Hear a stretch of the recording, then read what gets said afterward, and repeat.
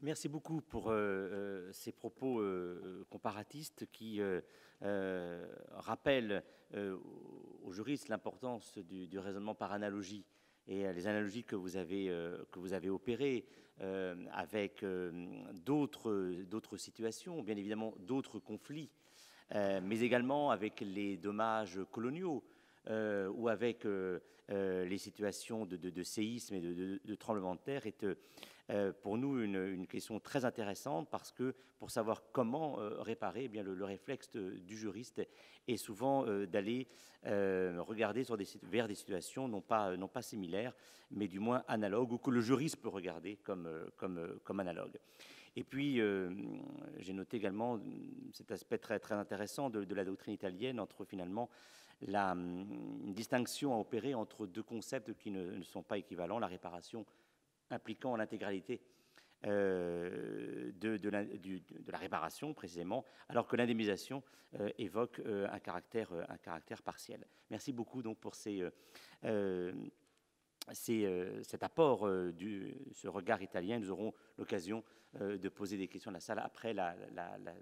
seconde intervention. Je vais donc passer immédiatement la parole au professeur Jean-Louis Alpérin, qui, comme je le disais tout à l'heure dans mes propos introductifs, va nous replacer le contexte général de notre sujet en évoquant, avant même le commencement du premier conflit mondial, un processus d'extension de la couverture des dommages en droit français. Vous avez la parole. Merci, Monsieur le Président. Je remercie les organisateurs de leur invitation. Je vous prie d'excuser mon absence hier et, en conséquence, de me pardonner de revenir à la période antérieure à 1914, de parler de paix et non de guerre, et beaucoup plus de droit civil que de droit administratif. Dans l'histoire du droit français, de la responsabilité de 1804 à 1914, l'accent est traditionnellement mis sur les caractères de la clause générale de l'article 1382 du Code Napoléon et sur l'invention jurisprudentielle de la responsabilité du fait des choses, de l'arrêt Théphène en 1896 à l'affaire du siphon d'eau de Cels en 1914, en passant par les écrits de Saleil et de Josserand et la loi de 1898 sur les accidents du travail. Il est vrai que cette responsabilité du fait des choses est une singularité du droit français et le plus brillant exemple de la construction de normes jurisprudentielles sur un texte extrêmement vague dont les effets se prolongent jusqu'à aujourd'hui. Moins d'attention a été portée aux dommages couverts et à leur évolution en application de la législation et de la jurisprudence. L'objet de cette communication sera de montrer, avec quelques éléments de droit comparé, que le droit français était particulièrement favorable, en 1914, à une vision élargie des dommages, ce qui n'a pas été sans influence sur la législation des dommages de guerre, comme sur l'article 231 du traité de Versailles. La détermination des dommages couverts n'est d'ailleurs pas séparable de l'évaluation de l'extension du domaine du droit de la responsabilité. En développant le nombre et les catégories de dommages susceptibles de réparation, les normes juridiques ont élargi la sphère des intérêts protégés, comme l'a fait parallèlement l'approfondissement de la notion de faute, puis l'admission de cas de responsabilité sans faute. En 1911, dans la 6e édition du traité de son père, Auguste Sourdat, le magistrat Louis Sourdat relevait une propension plus grande à demander la réparation du moindre préjudice, en cherchant à expliquer ce phénomène par des rapports plus fréquents et plus dangereux entre les hommes, comme par des intérêts froissés plus irritables. Pour essayer de répondre à la question de savoir quels dommages étaient susceptibles d'être couverts en 1914, nous envisagerons d'abord et plus longuement la responsabilité civile avant de dire quelques mots de la responsabilité de l'État. Le point de départ du mouvement que nous essayons d'appréhender est bien évidemment la clause générale de l'article 1382 du Code Napoléon. Remarquons d'abord qu'elle a été précédée par le premier projet de Code civil présenté par Cambacérès en 1793, qui comportait un article très laconique selon lequel tout homme qui a causé un dommage à un autre, dans sa personne ou dans ses biens, est tenu de le réparer. Non seulement ce projet d'article ne faisait aucune référence à la faute, même s'il y avait derrière la notion de cause humaine du dommage, mais il est bien question de dommages aux personnes comme de dommages aux choses, contrairement à une interprétation assez courante qui laisserait entendre que les rédacteurs du Code civil n'avaient en vue que les dommages causés aux propriétés et se désintéressaient complètement des dommages causés aux personnes. C'est bien évidemment sur cette base, l'article 1382, que s'est développée la jurisprudence au XIXe siècle et qu'elle a envisagé toutes sortes de dommages, ce que nous appelons les dommages corporels, les dommages matériels et les dommages moraux ou immatériels. L'expression dommage corporel, à ma connaissance, n'est pas utilisée au XIXe siècle, même si on va le voir, il est beaucoup tenu compte de ces dommages aux personnes. On parle bien évidemment de dommages matériels ou pécuniaires, en France de dommages ou de tort moral, et dans la terminologie allemande, on oppose les Vermögensschaden, les atteintes au patrimoine, et les Nichtverkommensschaden, les atteintes aux droits non patrimoniaux. Les juges français ont assez rapidement interprété la clause générale de l'article 1382 pour couvrir une grande variété de dommages. Et le premier facteur de cette évolution, dès le début du XIXe siècle, se trouve, à mon avis, dans l'action civile qui peut être portée par les victimes devant les juridictions pénales. La possibilité de se porter partie civile et de réclamer devant les juridictions pénales des indemnités est d'abord, au début du XIXe siècle, et même pour une grande part du XIXe siècle, une particularité du droit français qui est ignorée dans les pays étrangers. Par exemple, en droit anglais, il n'y a pas de partie civile. Ensuite, en cas d'homicide et de mort de la victime, il a fallu admettre très tôt, et la question ne suscite même pas de discussion et de controverse, l'action civile du conjoint ou des héritiers, avant même qu'on parle de dommage moral ou de dommage par ricochet. Le dommage n'est pas défini, mais le conjoint, en général la veuve de la victime et ses héritiers, peuvent se porter partie civile devant les juridictions pénales et obtenir, à l'issue du procès, devant le tribunal correctionnel ou la cour d'assises, une indemnité. Le deuxième facteur, c'est bien évidemment l'apparition de ce qu'on appelle le dommage moral ou le tort moral en droit français, qu'on fait remonter traditionnellement à un arrêt de 1833 des Chambres réunies, donc il y avait eu discussion, et aux conclusions du procureur général Dupin sur une affaire de concurrence, sur une plainte des pharmaciens de Paris qui s'offusquaient de la concurrence de droguistes non diplômés en pharmacie et qui ont obtenu effectivement réparation d'un tort moral. Les conclusions de Dupin sont célèbres, notamment pour avoir dit que ce type de dommage, même s'il était difficile à évaluer, et il n'est pas tellement question finalement du lucrum cessans dans ces développements, méritait d'être pris en compte, et il est d'autant plus étonnant qu'il soit pris en compte au profit d'une sorte de corporation et d'une collectivité qui réclamait, sur la base du droit de la concurrence, on dirait aujourd'hui, des dommages. Je pense qu'il faudrait faire de nouvelles recherches et s'interroger sur la question de savoir si ce fameux arrêt de 1833 survient ex nihilo, paraît un petit peu curieux quand même, et s'il n'y a pas antérieurement des emplois de l'expression dommage moral ou tort moral, une expression qui choquait beaucoup à l'étranger et les juristes d'autres pays qui disaient mais quel rapport avec la morale et en quoi on peut qualifier ce dommage de morale, surtout quand il intervient dans des affaires de concurrence où en réalité derrière le dommage moral il y a un dommage pécuniaire qui est très clair. Il y a d'autres exemples au cours du XIXe siècle de l'emploi de ce dommage moral, et bien évidemment sur d'autres terrains que le droit de la concurrence, sur des affaires qui concernent des commerçants, le dommage moral qui peut résulter d'une atteinte à leur réputation et à leur clientèle. Et peu de temps avant la guerre 1914, on est sur un tout autre terrain, mais qui nous montre la plasticité de la jurisprudence. La Cour de Dijon, en 1908, admet l'action d'un parent d'élève d'une école élémentaire qui se plaint que l'instituteur, devant son enfant, a prononcé des propos antimilitaristes, antireligieux et obscènes. Et ces trois chefs de préjudice sont reconnus comme des dommages moraux par la Cour de Dijon et amènent à une indemnisation du parent pour l'enfant offensé et à travers lui la morale familiale.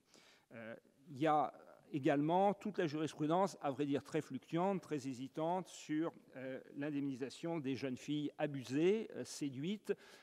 qui vise pour une part à remplacer l'action en recherche de paternité, interdite jusqu'en 1912. Et là encore, je pense qu'il faudrait poursuivre les recherches pour voir comment les dommages moraux se sont répandus, comment ils ont été traités dans différents domaines, comment ils ont été évalués. Je passe maintenant aux dommages corporels. J'ai dit que l'expression n'était pas utilisée, mais qu'en même temps, le dommage aux personnes a toujours été considéré, dès le début du XIXe siècle, comme susceptible d'indemnisation. Et on voit, par quelques arrêts, là aussi, pardonnez-moi si l'enquête est pour le moment assez impressionniste,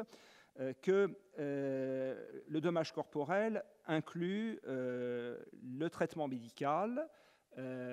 l'incapacité de travail, ce n'est pas l'expression qui est employée, mais on insiste beaucoup sur l'incapacité de travailler après des mutilations de victimes, et en particulier de victimes modestes. Pas mal d'arrêts. Alors, je n'en tire aucune conclusion statistique, encore une fois, c'est beaucoup trop impressionniste,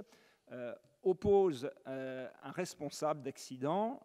et pas uniquement dans le domaine du travail, solvable, à une victime modeste ou à une victime jeune qui va être privée par son incapacité de travail et par le dommage corporel de revenus futurs. Comme exemple, je donne un arrêt de la Chambre des requêtes, 1855, octroi d'une rente viagère pendant 6 ans de 1 000 francs,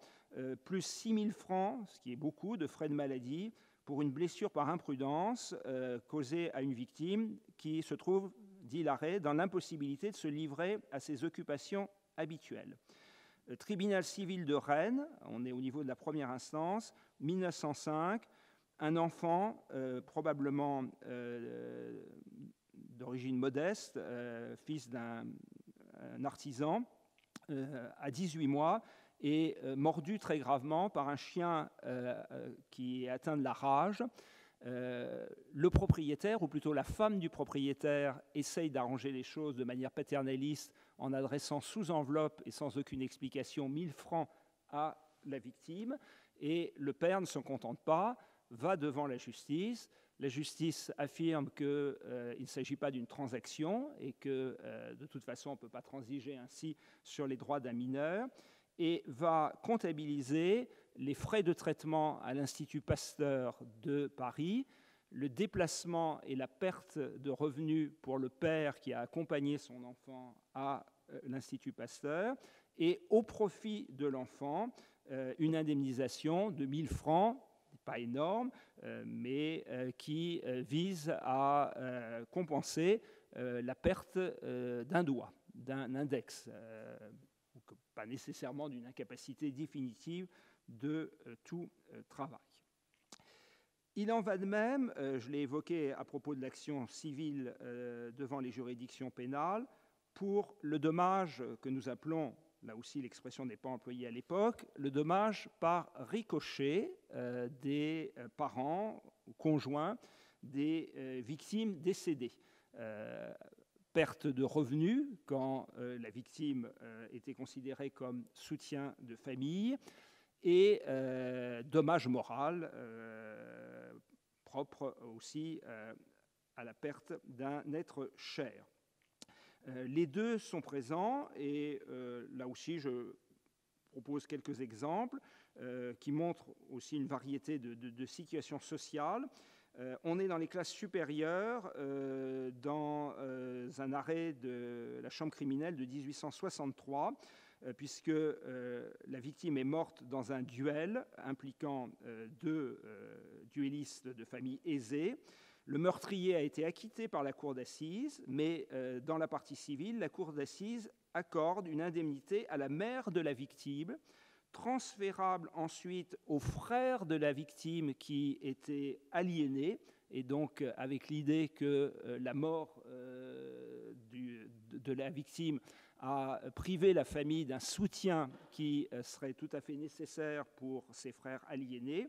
Et il est bien dit, il n'est pas question là de l'évaluation elle-même, que la nature du fait dommageable n'empêche pas, même s'il est difficilement évaluable, une indemnisation. Cour de Bordeaux, 1881, on retrouve là une victime modeste, une fille de 5 ans, l'âge d'Agnès Blanco, dans la fameuse affaire, morte écrasée par une charrette. Réparation pour le préjudice matériel, 500 francs de frais médicaux, parce qu'elle n'est pas morte tout de suite, et ensuite de frais funéraires. Tort moral, coup porté à l'affection des parents, qui pouvaient espérer, là, bien évidemment, ça peut nous choquer aujourd'hui, un soutien pour l'avenir, que cet enfant travaille assez jeune et puisse apporter un salaire à la famille. Préjudice irréparable par sa nature, dit la Cour, mais qui ne doit être atténué par une allocation pécuniaire, le total s'élevant à 1 200 francs. À la même époque, on a toute une discussion devant la Cour de cassation belge sur cette question de l'appréciation du préjudice de la famille, qu'il soit par ricochet ou moral, et des explications, ça peut paraître assez surprenant, dans un traité sur l'expropriation auquel a participé Edmond Picard, le célèbre juriste, sur cette question. Il me semble, et là aussi, à défaut d'enquête systématique, loin de là, que dans certains cas, la jurisprudence n'était pas loin de ce que nous appellerions aujourd'hui le préjudice purement économique ou le dommage indirect. Bon, dans des cas limites,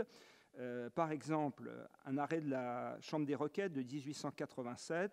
condamnant une compagnie de chemin de fer dont les fumées émanant des cheminées des locomotives nuisent à une entreprise de blanchisserie de cire et donc couvre sans doute de suie les produits de cette blanchisserie. On est un peu à la limite entre le dommage matériel visible et le dommage purement économique dans la perte de valeur de ces objets produits, qui n'étaient pas détruits, mais qui étaient endommagés. Et sur le contentieux des incendies, il y a quelques décisions qui indemnisent, à la charge du responsable de l'incendie, les propriétaires des immeubles voisins qu'il a fallu détruire pour laisser la place aux pompiers et éteindre l'incendie, ce qui est quand même une forme de dommage indirect.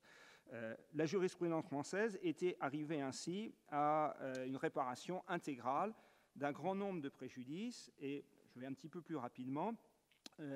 elle se singularisait assez nettement par rapport au droit étranger, puisque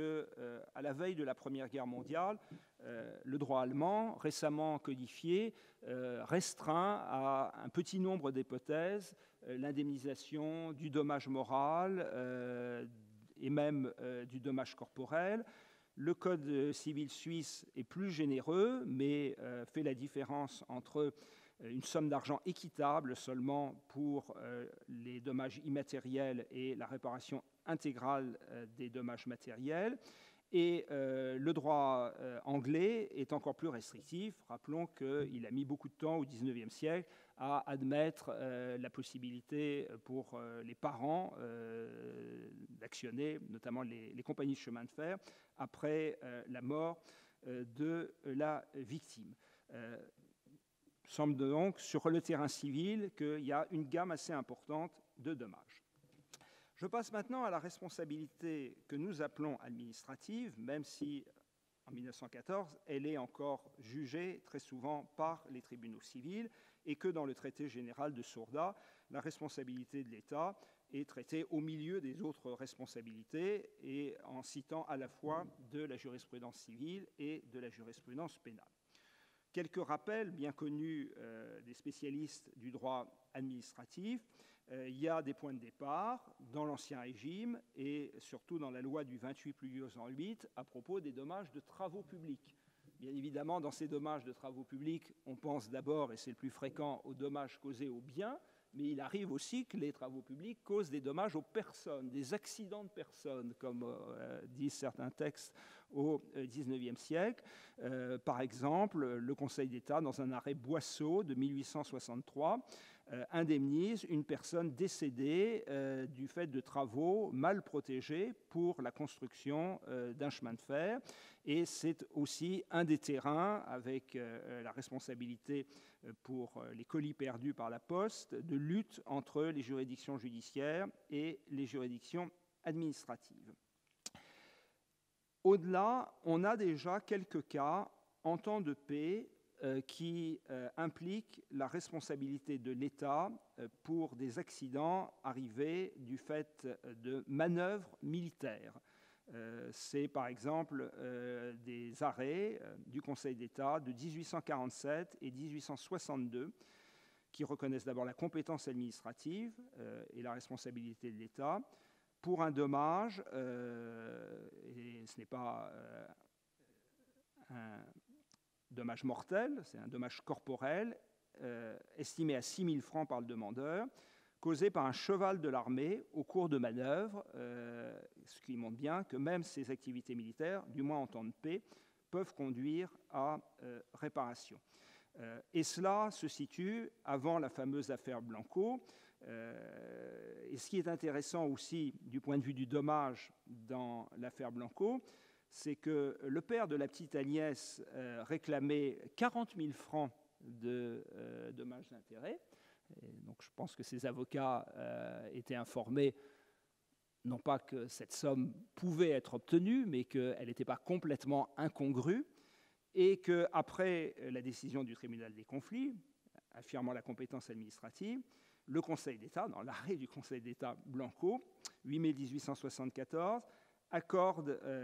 au père et pour sa fille, pour amputation de sa cuisse, dit assez bizarrement l'arrêt, une rente viagère de 500 francs. Ce qui n'est pas énorme, mais sous forme de rente viagère, quand même, on peut espérer, l'histoire ne le dit pas, que la petite Agnès a vécu assez longtemps, mais pas non plus 80 ans pour arriver aux 40 000 francs que souhaitait le père. Je pense que là aussi, il y aurait grand intérêt à revoir cette jurisprudence administrative, y compris le fameux arrêt Cam de 1895, dans l'optique du montant des indemnités et de leur évolution, et de faire des comparaisons avec la juridiction civile. Quelques points pour terminer qui nous rapprochent de la guerre. D'abord, et là, il ne s'agit plus de la jurisprudence, il s'agit de lois, des lois d'indemnisation pour les combattants blessés lors d'émeutes ou de phénomènes révolutionnaires en 1830, en 1848 et en 1851. Après les journées de juillet 1830, la loi du 13 décembre 1830 a prévu des crédits de secours. Alors, ce n'est pas, comme on l'a dit tout à l'heure pour l'Italie, ce n'est pas de la réparation, c'est de l'indemnisation forfaitaire pour les combattants blessés et leurs familles en cas de décès. Une loi du 28 juin 1833 a prévu d'indemniser les condamnés sous cause politique pendant la Restauration. Les insurgés de février 1848 ont été indemnisés en vertu d'un décret du 28 février 1848. Puis, avec l'évolution politique, ceux qui avaient défendu l'ordre et les lois en juin 1848 ont été indemnisés par la loi du 13 juin 1850. Et la Troisième République, par la loi du 30 juillet 1881, a organisé une procédure de réparation sous forme de rente viagère pour les républicains qui s'étaient opposés au coup d'État du 2 décembre et qui étaient considérés comme victimes. Il y a donc des lois d'indemnisation, et sur un terrain qui nous choque beaucoup plus aujourd'hui, il faut compter aussi avec la loi du 18 mai 1840 qui, à la suite du versement par le gouvernement d'Haïti de lourdes indemnités pour l'indemnisation des propriétaires d'esclaves dans l'île de Saint-Domingue, prévoit une répartition du butin amassé par l'État français aux dépens du nouvel État d'Haïti entre les colons qui avaient perdu leurs biens. Les opérations de police, assez proches quand même des opérations militaires, commencent à conduire à une indemnisation, plus que le fameux arrêt Tommaso Greco, qui est un refus d'indemnisation, qui ne parle même pas de la faute lourde. Je citerai par exemple un arrêt du Conseil d'État de 1870, Mallet,